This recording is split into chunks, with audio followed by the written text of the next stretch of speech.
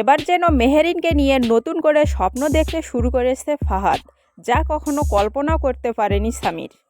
হঠাৎ করে সামির এটা জানতে পারবে আসল রহস্য কী কারণে তার বাবা মা ফিরে গেল গ্রামের বাড়িতে, এবং এ থেকেই যেন সামির হয়ে উঠবে একজন প্রতিবাদী সামির, যা কেউ কল্পনাও করতে পারেনি। একদিকে মেহেরিনকে হারানোর ভয়, আর অপরদিকে বাবা মার এই কষ্ট যেন মুখোমুখি দাঁড় করাতে চলেছে এবার ফাহাদ ও সামিরকে। এক নতুন সংঘর্ষে লিপ্ত হতে চলেছে ফাহাদ ও সামির। শেষটা যে এমন হবে কেউ ভাবতেও পারেনি। সম্পূর্ণটি দেখলে আপনিও অবাক হয়ে যাবেন। এটা আমাদেরই গল্পের ৪১ নং এপিসোডে ফাহাদের সব স্বপ্ন যেন এবার দুঃস্বপ্নে পরিণত হতে চলেছে। যে মেহেরিনকে এতটা তুচ্ছ তাচ্ছিল্য করে ফাহাদ অন্য মেয়ের সঙ্গে বিয়ের পিড়িতে বসেছিল, সেই মেহেরিনই যেন এবার ফাহাদের দুঃস্বপ্নে এসে হানা দিচ্ছে। অন্যদিকে সামিরের মায়ের বুক ফাটা আর্তনাদ কি কোনোদিন শেষ হবে? অপরদিকে সামির কি এবার মেহেরিন এবং ফাহাদকে সন্দেহ করা শুরু করবে? এই সমস্ত বিষয়ে জানতে পারবেন আজকের এই ভিডিওতে।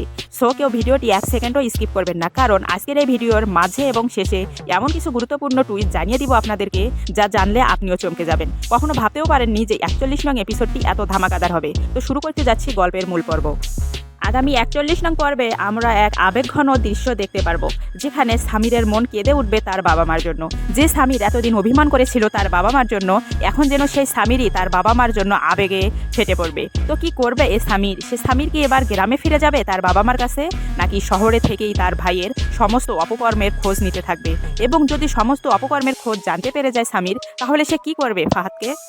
৪১ নং এপিসোডে মেহেরিনের মা অনেক গর্ব করে বলবে মেহেরিনের বাবাকে যে অনেক কপাল করে বা ভাগ্য করে আমার মেয়ে আপনার মতো একজন বাবা পেয়েছে। তাদেরকে এই আবেগঘন মুহূর্ত কখনো শেষ হয়ে যাবে? তারা কি একে অপরের পাশে থেকে কখনো সরে দাঁড়াবে? অন্যদিকে সামিরের মায়ের মনের অবস্থা হবে একদম উল্টো। ঠিক যেন বড় ধামাকা টুইস্টই এখানেই অপেক্ষা করছে। নিজের প্রিয় সন্তান যে এতটা আঘাত দিবে, এই কষ্ট যেন কিছুতেই সহ্য করতে পারছে না সামিরের মা, যে কারণে ৪১ নং এপিসোডে বুক ফাটা আর্তনাদে ধুর ধুর করে উঠবে সামিরের মায়ের কণ্ঠ। কিন্তু সবচেয়ে বড় ধামাকা থাকবে ফাহাদকে নিয়ে। ফাহাদ যেন এবার মেহেরিনকে নিয়ে এক বড় কল্পনার জগতে ভেসে যাবে। সে স্বপ্ন বা কল্পনার মাধ্যমে মেহেরিনকে নিয়ে সুখের আভাস দেখতে পাবে। কিন্তু এটা শুধু কল্পনাতেই সম্ভব। আদৌ কি ফাহাদ পারবে মেহেরিনের কাছে যেতে বা মেহেরিনকে নিয়ে কোনো স্বপ্ন দেখতে?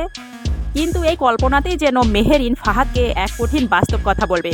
মেহেরিন ফাহাদকে এটা বলবে, তুমি যার জন্য সব কিছু ত্যাগ করবে সেই তোমাকে সর্বপ্রথম আঘাত করবে। এই উক্তিটা যেন মেহেরিনের মুখ থেকে কল্পনার মাধ্যমে শুনতে পারবে ফাহাদ। তাহলে কি কল্পনার মাধ্যমে ফাহাদ এই কথা শোনার পরে এটা বুঝতে পারবে যে সে আসলে কত বড় পাপ করেছে এবং সে কি হারাতে বসেছে মেহেরিনকে ত্যাগ করার পর?